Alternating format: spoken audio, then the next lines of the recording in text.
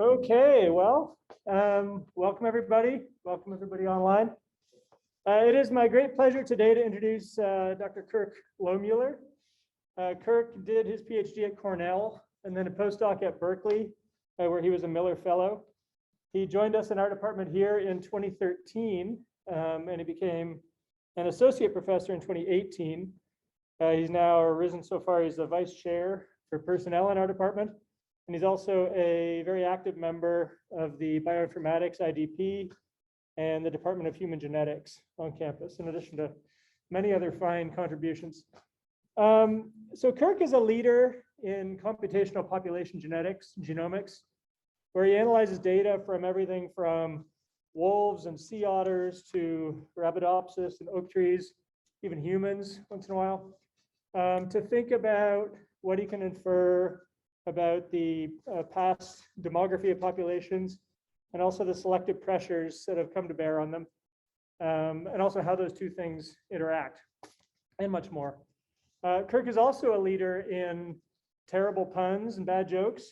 I was hoping we get to see a little bit of all these things today. I think from what I'm told, we're going to have a predominance of this wonderful work on the effects of deleterious mutations, but I'm still holding out there for a pun or two. Anyway, please, Kirk.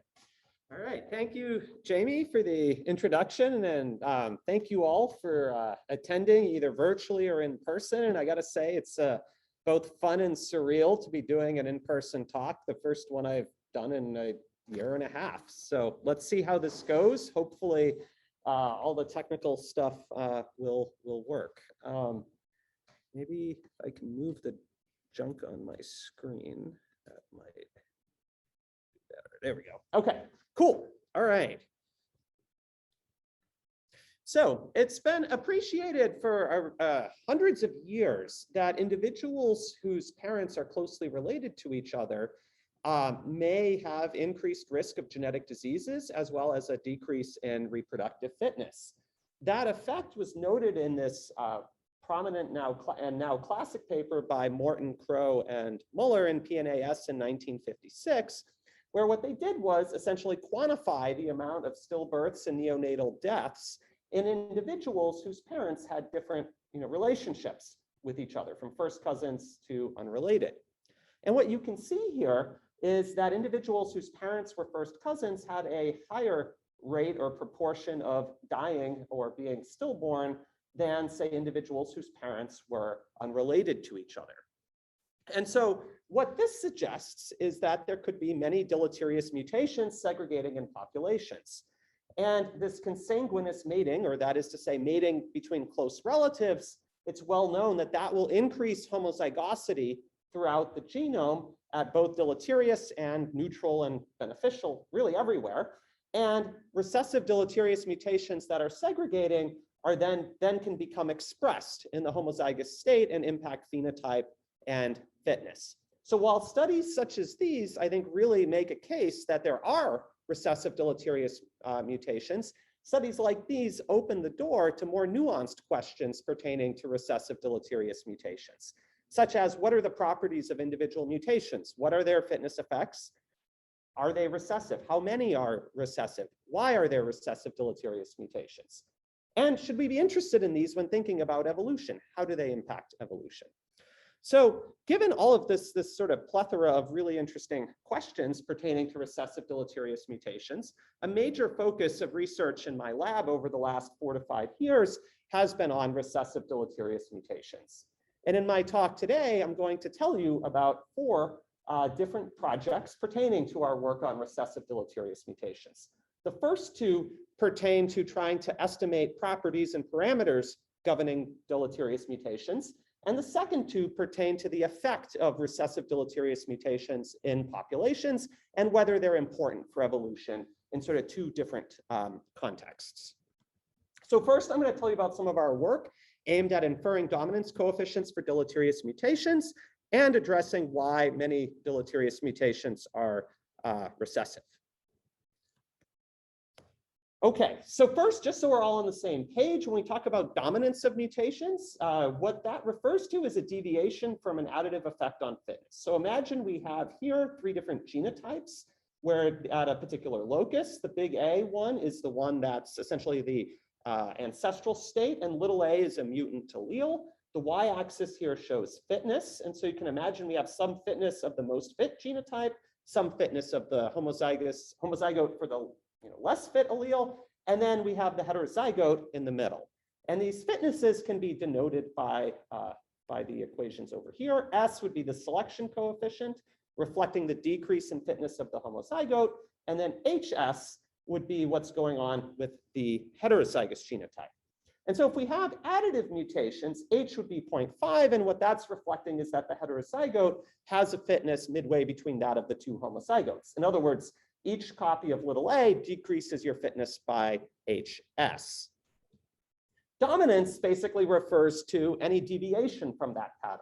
So for a recessive deleterious mutation, H, this dominance coefficient would be less than 0.5, reflecting the fact that the heterozygote has a higher fitness than what we'd predict if things were additive. If a mutation's dominant, well, then one little a is maybe just as bad as having two little a's, and so we would see there that H would be potentially bigger than 0.5. So the key goal here is to try to estimate H as well as S for many deleterious mutations. So what are these dominance coefficients? The approach that we took is to use genetic variation data from natural populations combined with population genetic models for inference that I'll tell you about in a second, to then try to infer things about the dominance coefficient and the selection coefficient S.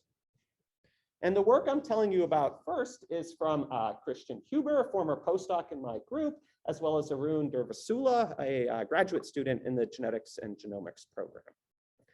So first, I mentioned the site frequency spectrum. What is that? Well, it's a common way and popular way to summarize genetic variation data in a sample of individuals, where it just simply refers to the number of mutations or the number of variants in our sample that have a particular frequency. So there are 5 mutations here where the mutant allele is at frequency 1 out of 5 in our sample. So this is a nice summary statistic because we can calculate it from data and any particular category of mutations in data, like non-synonymous mutations, those that change the encoded amino acid. And this site frequency spectrum is very sensitive to the degree of selection. So what I'm showing you here is a neutral, what we would expect this frequency spectrum to look like under neutrality. So this is from a population genetic model. And then as we move from left to right, mutations are becoming more and more deleterious. And you notice this would be a more deleterious frequency spectrum. You notice there are fewer mutations segregating overall. And those that are there tend to be skewed towards being at low frequency. And that intuitively should make sense because selection's removing these deleterious alleles from the population. So what this SFS looks like is governed by the degree of selection and the demographic history of the population, as well as the dominance coefficient. Now, it's well known that other evolutionary forces can impact this site frequency spectrum, such as population history and demography. And so the way that we deal with this is the approach commonly used by other groups as well, is to take a category of putatively neutral variants, like synonymous mutations, or those where changes in the DNA don't change the amino acid, and use those to fit a demographic model. And let's see if I can. Ooh, there we go. All right. So, so we can infer a demographic model using the synonymous changes, and then ask what parameters in terms of selection and dominance coefficients combined with that demographic model can give rise to the non-synonymous frequency spectrum, or the frequency spectrum from amino acid changing mutations. And that's the category that we're interested in inferring selection on. So you might ask yourself, okay, why hasn't anyone done this before? And it turns out it's a particularly challenging problem to co-estimate the selection coefficient S and the dominance coefficient H. We run into an identifiability problem between those two parameters. And so as an example to show how that might work, here I'm showing you a 3 frequency spectra from a randomly mating constant size population, where there's 3 very different dominance models here. And just by changing which selection coefficients these dominance coefficients are paired with, we can see very similar frequency spectra. So we don't know S, we don't know H, we can't really infer both of these together. So the key insight that we had was, well, what if we imagine that we take this frequency or take the same model of evolution of S and H, and now look at what the frequency spectrum would look like in a population that had very different demographic history. In this case, a largely selfing population. And you can see here that now these models predict very, very different frequency spectra. And so that can give us some power potentially to distinguish S from H. And so some intuition as to why this works. In outcrossing species, right, deleterious mutations are generally at low frequency in a population, and low frequency mutations are typically heterozygous. So that gives us some information about HS. Whereas in selfing species, most of the genome is homozygous because of the selfing. And so that gives us some information about S without H. And so we can, by contrasting these two populations and situations, we can infer something about both S and H. A little bit more of the mathematical detail under the hood of the inference is that we essentially use this Poisson random field model where each entry in the frequency spectrum is assumed to be Poisson distributed, where x sub I would be the number of SNPs at frequency I in our sample, conditional on a bunch of parameters here. So that gives rise to a Poisson log likelihood function. And the key thing that we do here for thinking about looking at inbred and outbred populations, O here is going to denote outcrossing and I is going to denote inbred. We can write down our combined log likelihood of the data or of the parameters given the data. So the x sub O is the frequency spectrum for the outcrosser, x sub I is the frequency spectrum from the inbred population. And we have then our parameters of the distribution of fitness effects and the parameters of our dominance model. That's what we're trying to infer.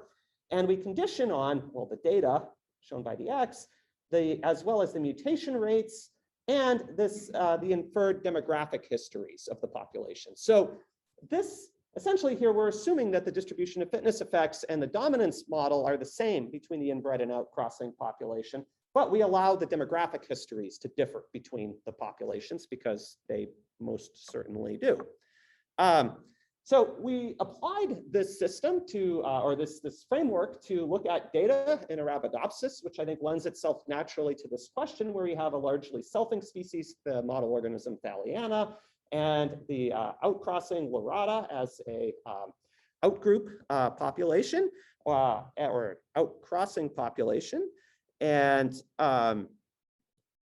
we then applied our framework to this data set and we contrasted sort of three models of dominance. The first is a simple additive model. Second is slightly more complex, where all mutations have some dominance coefficient, but it's something other than 0.5. And then what we call a full model that basically allows H to depend on the S. So H can depend on the selection coefficient and could look something potentially like this. And this model here has two parameters, a rate of decay and a intercept parameter. So what I'm showing you here is if we compare just the sort of simple additive model versus a constant H model, we see the constant H one fits the data significantly better than does the additive one. But if we use an HS relationship model, that fits even substantially better than either the additive or the constant H relationship.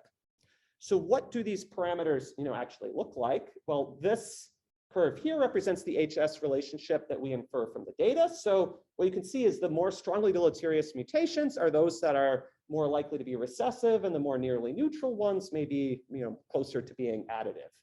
The blue bars here show just the cumulative proportion of mutations that arise or their selection coefficients. And just to sort of put a signpost on this, we infer for Arabidopsis about 15% of these new mutations are quite deleterious, S being more deleterious than 0.1%, and quite recessive, H being pretty close to 0. Okay, so we found a couple things. We found there's a lot of recessive mutations, and we found this relationship between H and S. So the next question is why? What's sort of the evolutionary basis of this kind of pattern? And this is also sort of why we have dominance, is a question almost as old as population genetics itself, with Fisher and Wright having contrasting views on it, where Fisher favored an adaptive explanation where you could have modifier loci that essentially change the effects of the heterozygote. Wright proposed instead a biochemical explanation, sort of realizing that, particularly for enzymes, in the way enzyme kinetics work, that if you have a mutation that maybe, say, decreases the enzyme activity by half, maybe that doesn't have quite as big of an effect on flux through the pathway because of the enzyme kinetics, and so maybe it's not affecting fitness all that much. Very important work from Kaser and Burns along these lines as well. So we wanted to say, well, could either of these models explain some of the patterns that we see in the data? I should point out Fisher's explanation really doesn't predict a relationship, or Fisher's model doesn't predict a relationship between the dominance coefficient and the selection coefficient. So essentially that model already falls short from what I've told you so far. So what about Wright's explanation and the Kaser and Burns explanation? Well, what we did here was essentially use functional annotations of different genes to categorize genes, and then re-inferred the distribution of fitness effects for, say, catalytic genes, so these would be enzymes, versus structural proteins. And what I'm showing you here is our estimate of this decay rate or slope of that HS relationship. A larger decay rate is implying that things are more recessive. And so what you can see here is that indeed the catalytic genes mutations are largely more recessive than mutations, say, in structural proteins. And so this is maybe what would be predicted by the Kaser and Burns and Wright model. However, there's some limitations here. And one is that for these structural genes, yes, mutations are more additive, but they're still largely recessive. And we still see this HS relationship.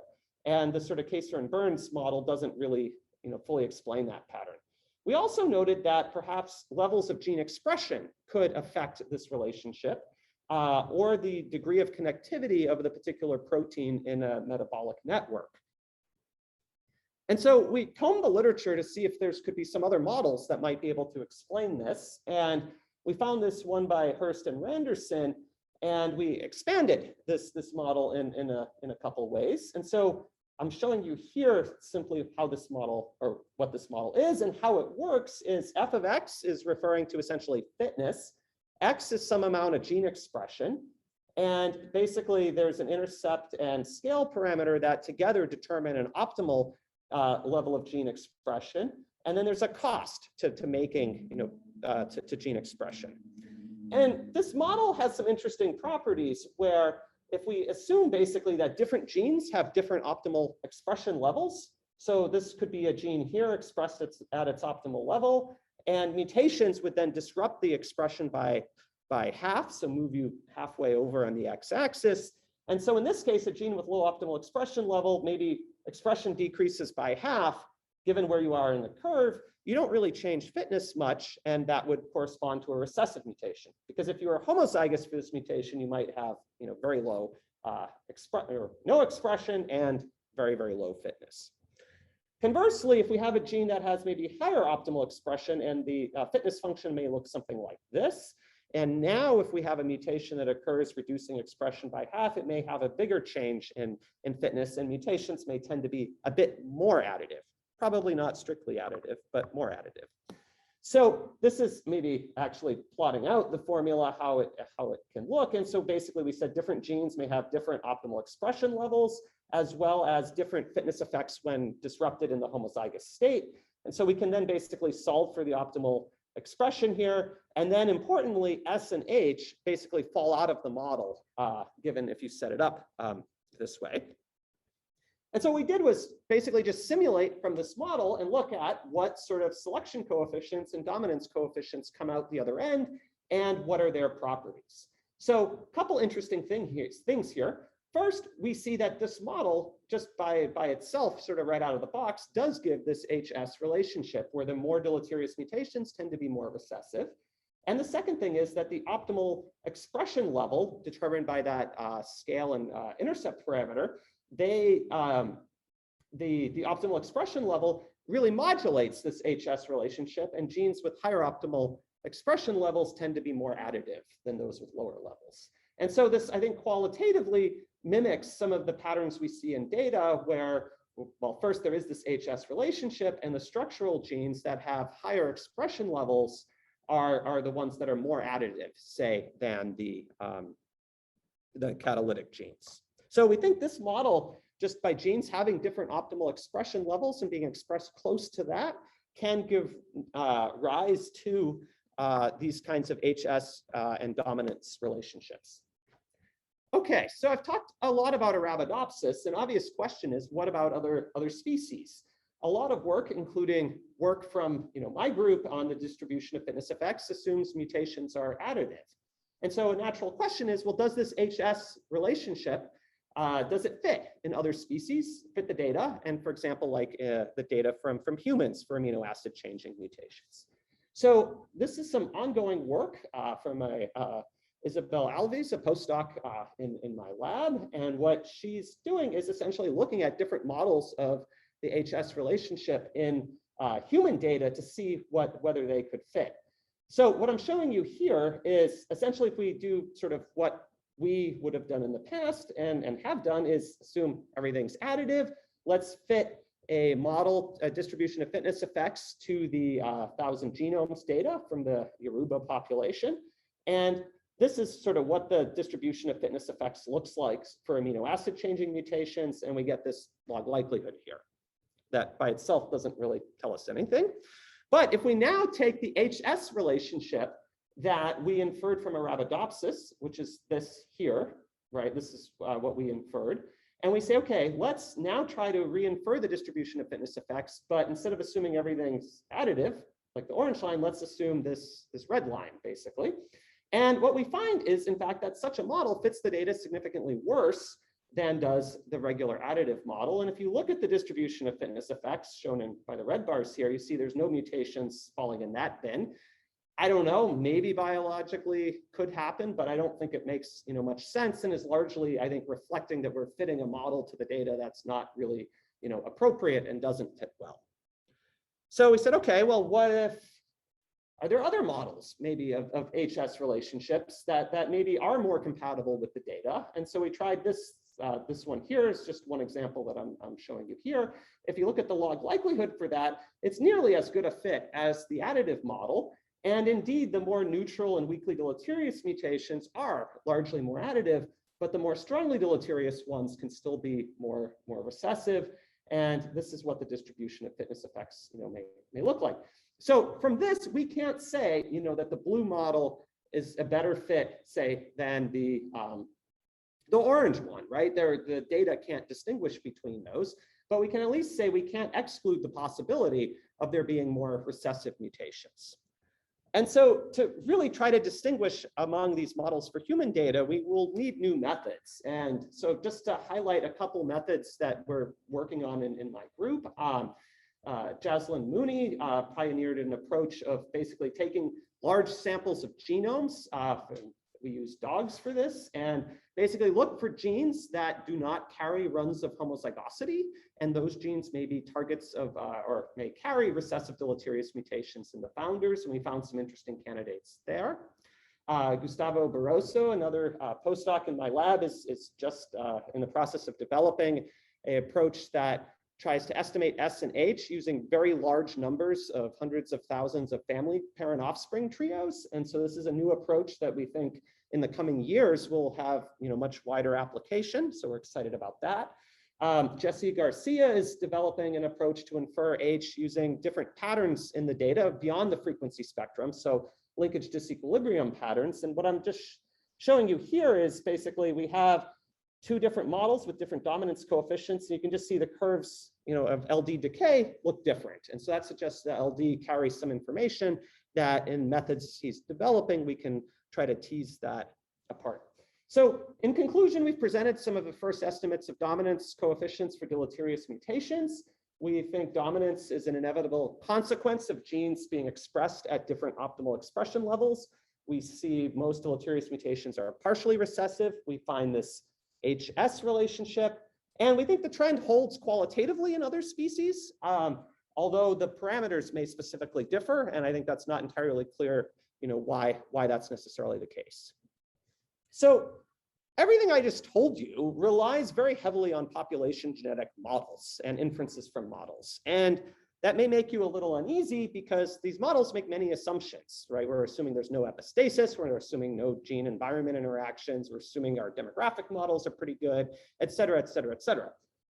Further, as maybe you saw on the human example there, we don't really have a lot of power to detect what's going on the very deleterious part of the distribution of fitness effects, because those mutations often aren't segregating in our data sets. And instead, what's going on there is more extrapolated from the functional form of this distribution that we've assumed. So what we want to do is try to validate some of our estimates of the distribution of fitness effects or dominance coefficients. And so this is work of Chris Kuriazis, who's in the audience there. And basically what we want to do is ask the question, well, do the distributions of fitness effects and dominance models that we've inferred, do they predict other patterns in the data, such as these kinds of things pertaining to the incidence of, say, stillbirths and so on. And so the data that we're looking at is slightly more modern data set compiled by Biddles and Neal. And what they did was look at different human populations and look at the essentially the death rate of kids in sort of parents who aren't closely related to each other versus the death rate for individuals whose parents are first cousins. And so what you can see is, of course, mortality varies quite a bit from across these populations, largely due to environmental effects. But in all cases, you can see that the deaths, there's more deaths in the first cousin parents than in the unrelated parents, reflected by the points all being sort of up from the diagonal. And so what they can do is essentially fit a simple regression to this and look at the y-intercept, and that's the excess mortality due to the first cousin matings. And essentially, this can be translated into an estimate of lethal equivalence, and I'll explain what that is in just a moment. But from this, you get an estimate of 1.4 lethal equivalents per zygote. So that's not using any genetic data, just from these mortality studies, an estimate of the sort of recessive or inbreeding load. So I use this term lethal equivalent. What is that? Well, it's basically it could be one mutation that, if made homozygous, would lead to lethality, or at least not reproducing. But it could also be two mutations, each of which have a smaller effect, that together lead to a genetic death, or a bunch of mutations, each of smaller effect, that can lead to extinction, or genetic death, rather. And so the data suggest that lethal equivalents are 1.4 per zygote. And so what we wanted to do was say, okay, do our models actually predict this? And so Chris carried out some simulations of coding regions using a distribution of fitness effects, plausible human demographic parameters, and 3 different models of dominance coefficients that look similar to what I showed previously, where the more weakly deleterious mutations are more additive and the more strongly deleterious ones are more recessive. And this is what we find. So the y-axis here is showing this estimate of inbreeding load. And this gray dashed line is the human estimate. So basically coming from the inbreeding studies that I just showed you. Turns out for vertebrates as a whole, this quantity is larger, somewhere up here. And then this reflects different dominance relationships. So strong here means more dominance, essentially.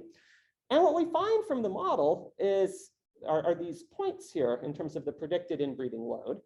And when we did this, we were really struck by, without sort of really any fine tuning of the parameters, we're definitely in the right ballpark, just right off the bat in terms of matching the observed inbreeding load. We can then ask, okay, how much of this load is coming from really strongly deleterious mutations? And you can see there that if we just look at the very strongly deleterious mutations, you can see a lot of the load comes from that, but not all of it. So we think that was a pretty good fit to the data. But then we wanted to try to look more in the tail of the distribution at the lethal mutations. And this distribution of fitness effects that we inferred really did not have any fully recessive lethal mutations. And in this really elegant paper from Molly Przeworski's group in 2015, they estimated about 0.6 recessive lethals per genome using essentially also transmission patterns in pedigrees. And so we don't predict that. But you could then say, okay, what if, how would we have to change the DFE to actually get that amount of recessive lethals? And it turns out just even a small amount of new amino acid changing mutations that are recessive lethal are sufficient to match this prediction really well. So 0.5% of new mutations being recessive lethal can match that part of the data. So, and that also improves the fit of the predictions to the observed inbreeding load as well. So in conclusion, the distributions of fitness effects inferred from the data, they predict the inbreeding load quite well, providing some validation, I think, of the estimates. We think only a small proportion in humans of new non-synonymous mutations are likely recessive lethal. Other categories of mutations like non-coding variants, structural variants, transposable elements, et cetera, we don't need to invoke those to explain the overall inbreeding load, not to say they don't exist or that they don't have fitness consequences. I think they do, but the coding regions by itself carry enough to at least explain the data. I think it also suggests that perhaps, maybe the mortality data is only capturing the fitness effects at certain parts of the life cycle, like after birth, so missing out on what's happening prior to birth, and beyond the missing out on what happens sort of after being a juvenile. So there's potentially selection acting in other parts of the life cycle as well. Okay, so now for the second part of my talk, I'm going to tell you a little bit about why we think recessive deleterious mutations are important and how do they matter for evolution. So first, thinking about small populations. And I think this is something that's becoming more and more relevant in the face of climate change, where largely due to anthropogenic reasons that populations are declining. And so some species like the Florida panther experience inbreeding depression. And that is to say, when the populations become small, the individuals do have genetic defects and a reduction in reproductive fitness. There are other populations, however, that don't really show these sort of effects. And so I'm going to tell you about two studies that we did that try to contrast different systems to get at the basis of this inbreeding depression. So the first is the California Channel Island fox, found on the Channel Islands here. And the second is the Isle Royale gray wolf that lives on Isle Royale National Park in Lake Superior. And there's some different attributes of these populations. So the foxes, it's been thought they've been on these islands for a very long time and have had sort of consistently small populations over a long time period. Isle Royale wolf, it's known that population was founded in the 1940s and has been extremely small since that time. And they do suffer from extreme inbreeding depression that I'll talk about more in a second. So we want to try to contrast these two systems to better understand mechanisms of inbreeding depression. And so this is work of Jacqueline Robinson, a graduate student here. And what she did was we sequenced a number of genomes. So starting with the gray fox here, this plot's just showing heterozygosity across the genome. And it looks sort of standard. And then what I'm showing here are similar plots from some of these island fox genomes. And I want to particularly draw your attention to the St. Nicholas Island foxes, where there's essentially this flatlining of genomic diversity, or really whole chromosomes that seem to be absent variation. And even in the other islands, we see that there's reduced diversity compared to the gray fox. And so we did demographic modeling that basically shows this is consistent with very small population for very long periods of time. We also attempted to look at putatively deleterious variation in these foxes and just summarizing some of these results here. So this is trying to computationally predict which amino acid changing mutations are more deleterious using constraint across species. What you see here is that the island foxes have fewer genotypes that are heterozygous for both the damaging and benign category, but have an increase in damaging and benign homozygotes relative to the gray fox. The number of derived alleles, so that's counting the heterozygotes once and the homozygotes twice, for damaging is slightly, but consistently elevated in the island foxes compared to the gray fox, suggesting a small accumulation of weakly deleterious variants. However, when examining skeletons from museum collections of the Channel Island foxes, there's very low incidence of congenital abnormalities seen there. So suggesting there's not this sort of classic phenotypic evidence of inbreeding depression. And so that presents an apparent paradox, right? We see long-term small population size, we see an increase in deleterious genetic variation, but no evidence of inbreeding depression. So to better understand this, we turned to population genetic models and basically looked at a model where we had a split in the population split from each other and an island population of a small size, and considered different demographic models and models of deleterious mutations. And what you can see here showing you, this is just the number of mutations carried per genome, assuming things are additive or recessive. And for the weakly deleterious mutations, you see, similar to what we saw empirically in the genomes, that the island population individuals have slightly elevated counts compared to the mainland. But if we now look at the part of the distribution of fitness effects that's more strongly deleterious, and in particular strongly deleterious recessive mutations, we see that the pattern in fact flips, where now the island populations are actually carrying fewer strongly deleterious alleles. And presumably that's because these, in the mainland, the strongly deleterious recessive alleles can be hidden in the heterozygous state and be essentially carried there. And so that suggests the importance of strongly deleterious recessive alleles for inbreeding depression. Okay, what about the Isle Royale wolf?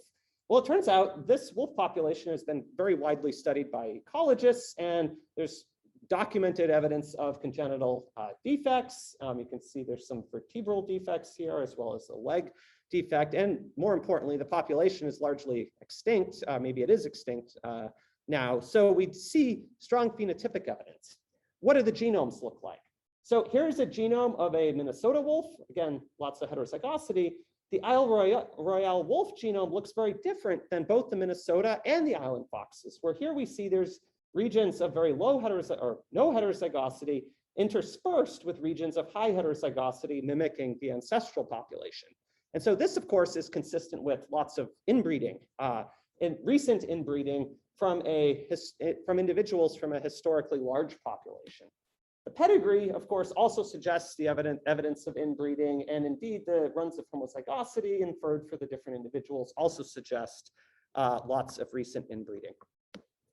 Interestingly, if we look at the total number of derived damaging alleles, we see no difference between the Isle Royale wolves and the Minnesota wolf. We do see more homozygous genotypes, however, for strongly deleterious mutations. So what's going on here and how do we interpret this? Well, the Isle Royale wolf, the genomic data suggests they recently descended from a really large population, and these ancestors may be heterozygous for strongly deleterious mutations. And then when the inevitable inbreeding occurs on the island, that results in inbreeding depression. On the island foxes, however, didn't recently descend from this large population. Rather, it seems they've been there for a long time, and conditional on their survival, we can then basically infer that the ancestors probably didn't carry lots of strongly deleterious recessive mutations. So we wanted to try to see if any of this was generalizable and better look at the behavior in some more ecologically explicit simulations that move a bit away from the standard population genetic Wright-Fisher models, and instead, where the population size is fixed, but instead considering models that have a preset carrying capacity. And we wanted to look at what impact the ancestral population size has. So here's our present day. And we say, okay, given that our present day population carrying capacity is 25, does it matter whether you got to 25 today from a population of size 15,000 versus size 1,000? Does that matter in terms of the extinction probability due to the accumulation of recessive deleterious mutations? And it turns out it actually matters quite a bit, and maybe not in the way that you would have initially expected. So what I'm showing you here is these are different values of the ancestral population size. And in all of these, the current size is 25. Okay, and so this is the time that it took for the population to go extinct. And what you can see is that the smaller ancestral sizes persist longer than the larger ancestral sizes. And what this, you can get some sense as to why this occurs if you look at an individual replicate, or representative replicates from the small and large population. So this is just showing the carrying capacity and the population size, changing over time. And here we're looking at the number of strongly deleterious alleles per individual. Note the axes are the same. And what you can see is that in the large ancestral size, there's just more segregating strongly deleterious recessive mutations, about over 100, say, compared to in the small population, that number's down to 20. These are masked in the large populations, but when there's a contraction occurs and inbreeding occurs, well, then there's a higher probability that the individuals will carry more strongly deleterious mutations, leading to the decline in fitness that we see in the simulations. So said another way, if you're going to be small, it's better to have always been small than to have been large and all of a sudden become small. So in conclusion for this part, inbreeding and genetic drift are distinct but different, distinct effects that can have different impacts on the genome. They could occur together, but they're still distinct.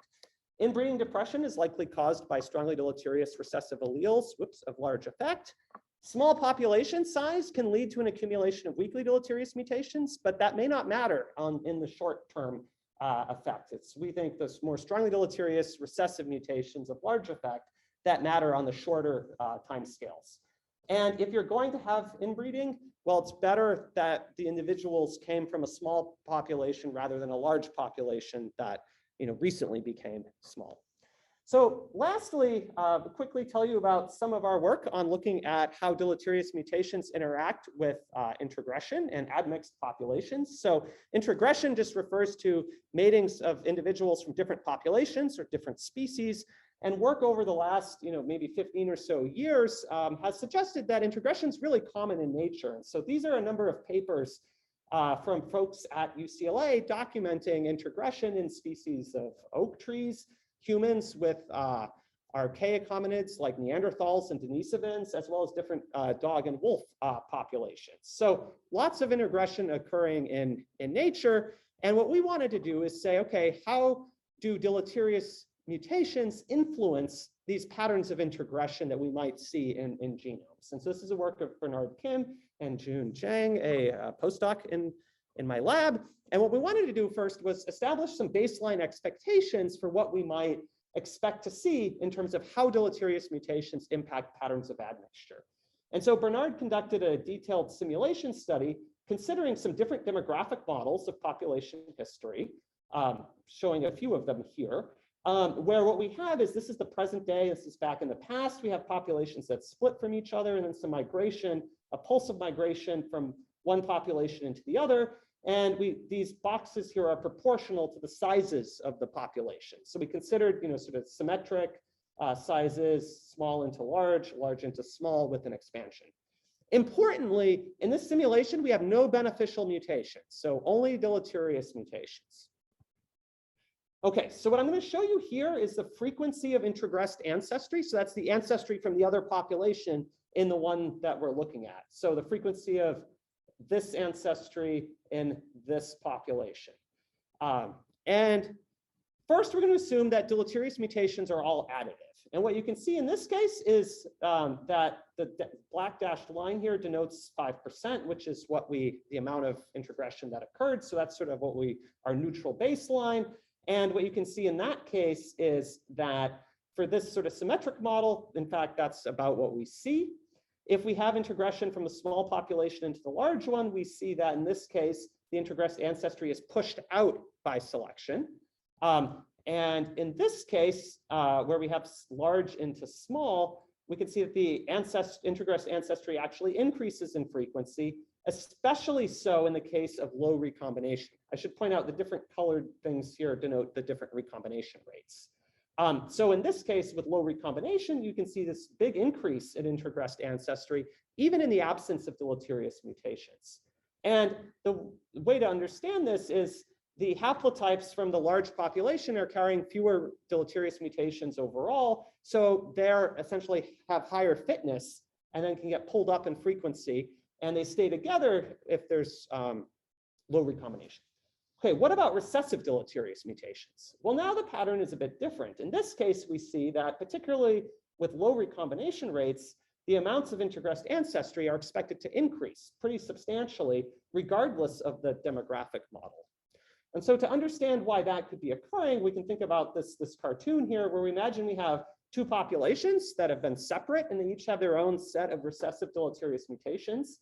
And they can be potentially homozygous in either this population or this population, and they're reducing fitness.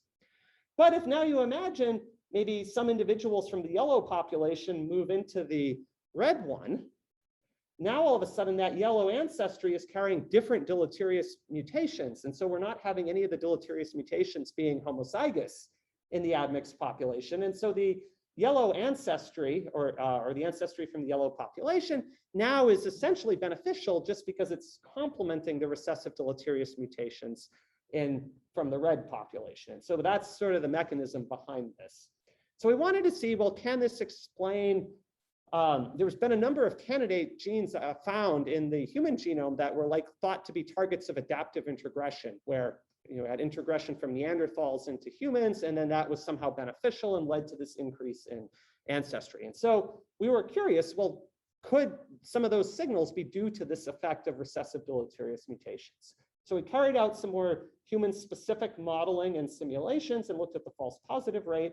And for 24 out of 26 candidate genes, we found these are different statistics used to quantify introgression. The y-axis here is showing the false positive rate. And basically, we found that most were really well behaved, but there were two of the 26 genes that in fact did show this elevated false positive rate. And so we think we may not need to invoke adaptive introgression at these two loci, and instead, the signals of increased ancestry could be due to deleterious mutations. We're curious what's special about those regions, and so we looked at the recombination rate and exon density.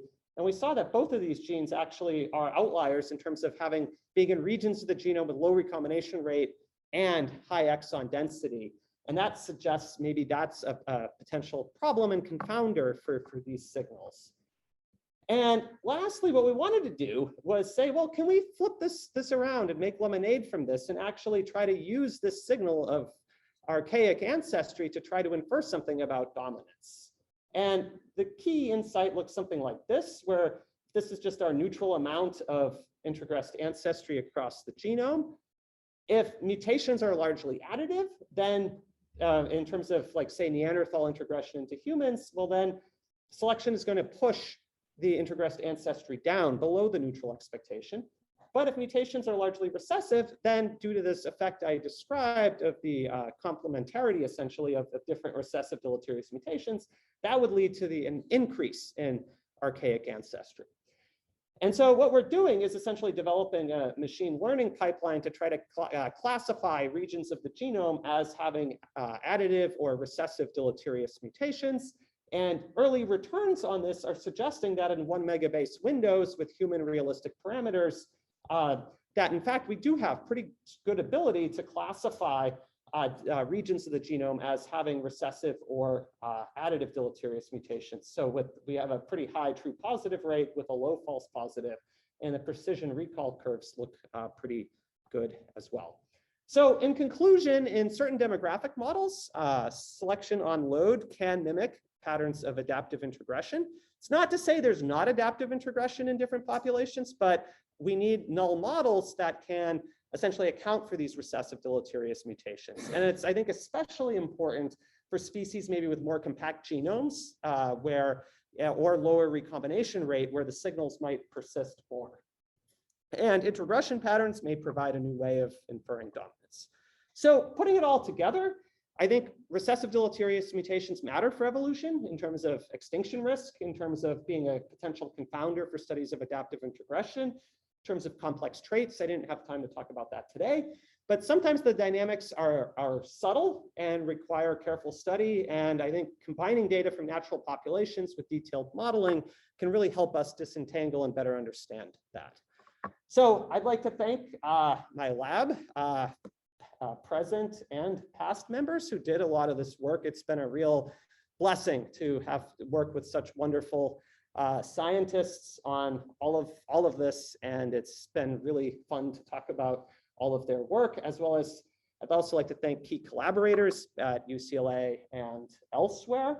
And I especially want to give a shout out to a few members of the lab whose work I didn't have a chance to highlight here, in particular Meishi, Tina, and John. They're doing awesome work as well that I'm super proud of, and I unfortunately just didn't have time to fit that in in here. So maybe hopefully some other time I can tell you about their awesome work as well.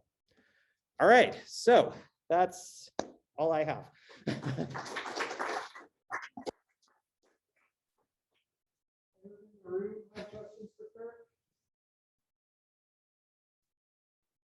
Yeah, so I think great talk, great to come back. So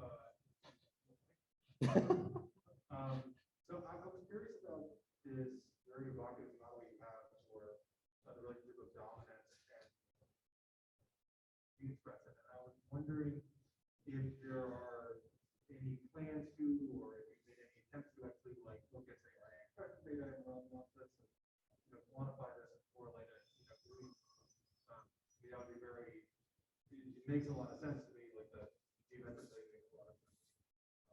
So yeah. Yeah, great question. So the question was, with the model of gene expression influencing the patterns of dominance, have we looked at either RNA expression data or other data types to try to test parts of the model? So yeah, great question. We haven't yet, but we're thinking of particularly yeast could be a good system where there's a lot of these yeast knockout strains in both the homozygous and heterozygous case. And so we could look to see how those patterns shift with differing expression levels or connectedness in networks and so on and so forth. So I think absolutely there's, plans for that. Any other questions in the room? I've got one for you. So I love the part about the foxes and wolves. And I wonder, like, there are a few things changing, the duration since they colonize the islands, and the population sizes, you assume.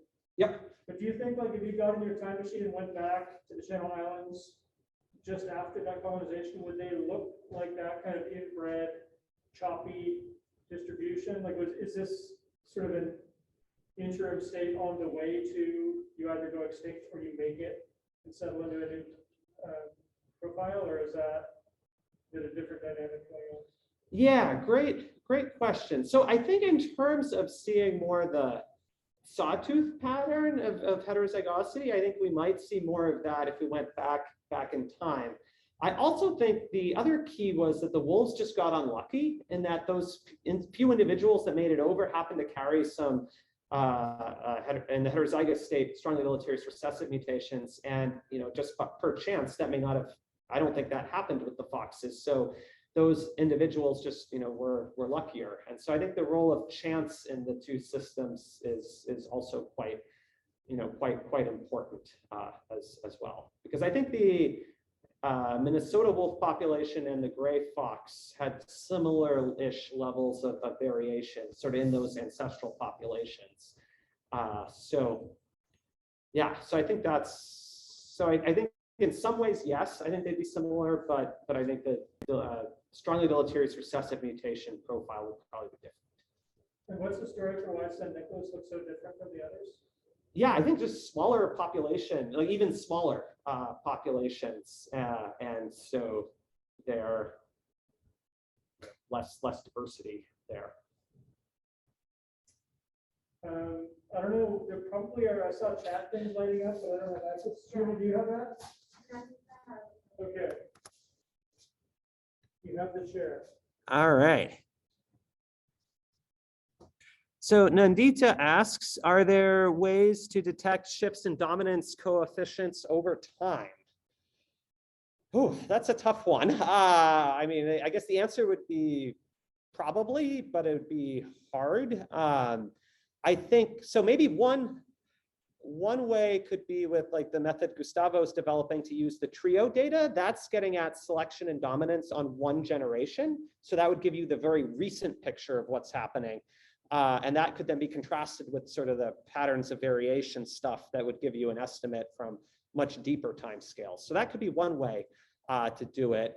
Another way, I suppose, could be, trying to find summary statistics that are sensitive to that and then build that into the models.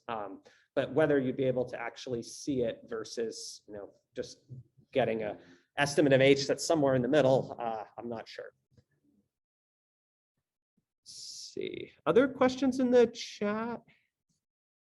I guess not, or I'm not seeing.